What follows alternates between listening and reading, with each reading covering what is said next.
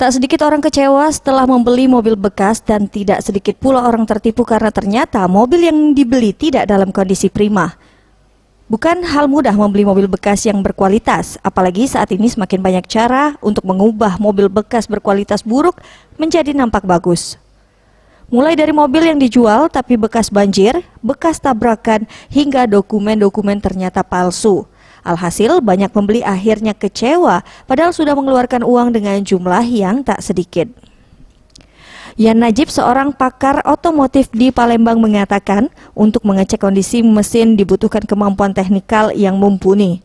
Mobil yang bekas banjir biasanya suaranya lebih keras dari mobil normal atau sebaliknya. Konsumen perlu mengajak seorang teknikal untuk mengecek. Saat ini bengkel-bengkel mobil juga sudah semakin canggih dan menggunakan sistem komputerisasi.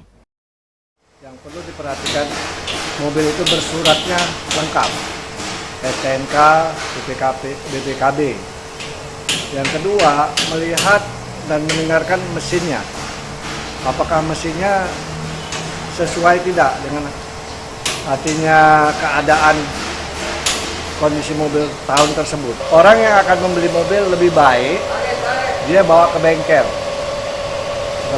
agar supaya minta dicekkan mobil yang akan dibeli itu sudah membuat keadaannya yang normal.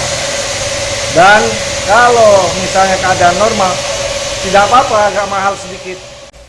Tim Liputan Sriwijaya TV.